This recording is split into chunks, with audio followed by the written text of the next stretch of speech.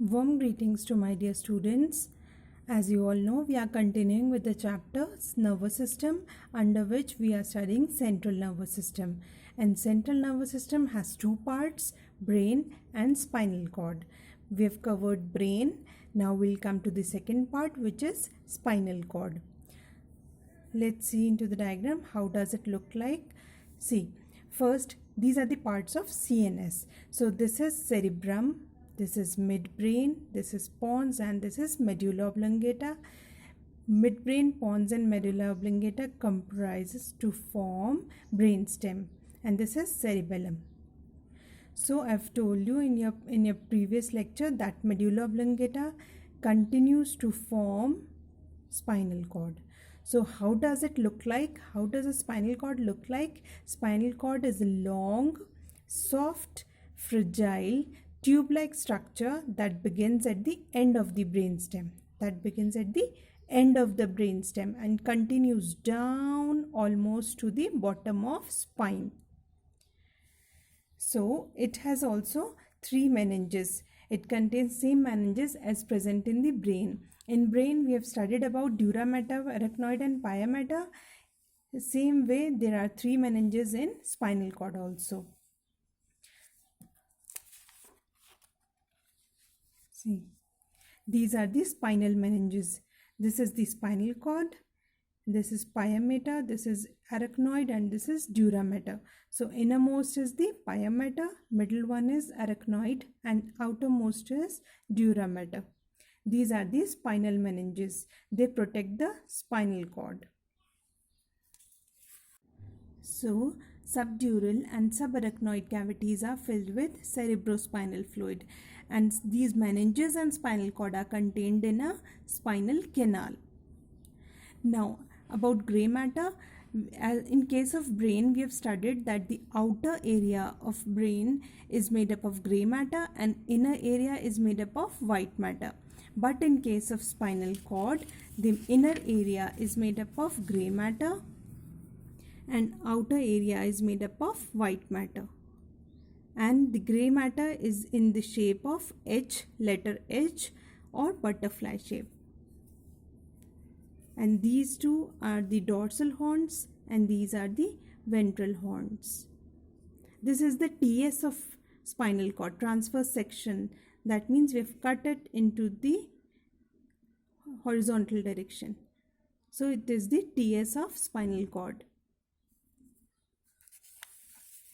Gray matter of spinal cord is shaped like the letter H or butterfly and surrounded by white matter. The gray matter on each side of the spinal cord is subdivided into regions called horns. Those closer to the front of cord are called anterior gray horn, while those closer to the back are posterior gray horn. And the two furrows are found on dorsal and ventral surface of spinal cord, which are named as dorsal fissure and ventral fissure. You can see into the diagram. Dorsal horns and the ventral horns. This is the dorsal fissure and this is the ventral fissure. And these are the anterior gray horns and these are the posterior gray horns. Dorsal side is the posterior side. Ventral side is the anterior side.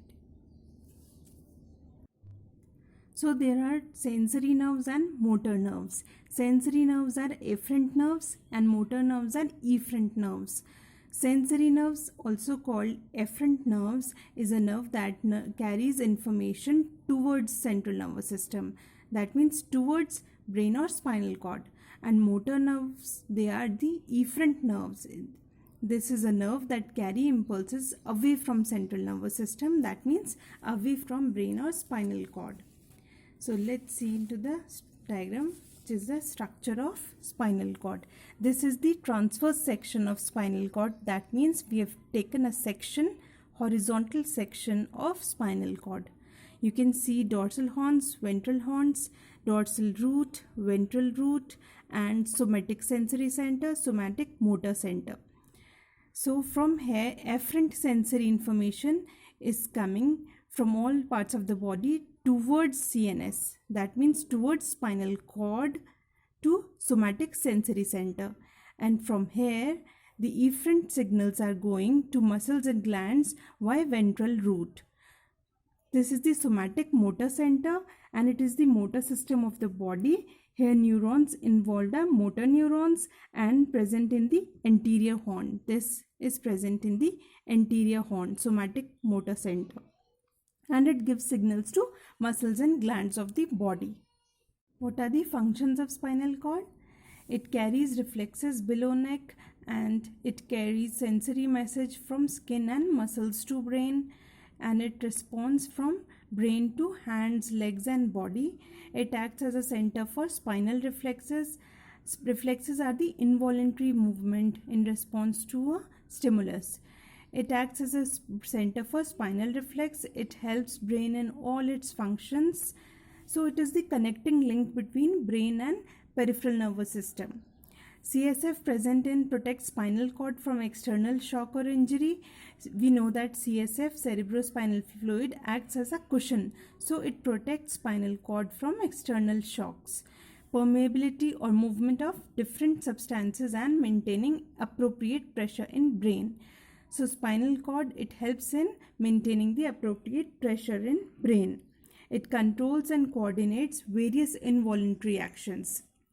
And apart from these, it forms a connecting link between brain and spinal cord, and it provides structural support and builds up posture, and it communicates messages from brain to different parts of the body. With this, we've completed central nervous system. In our next video, we'll start with peripheral nervous system. Thank you so much.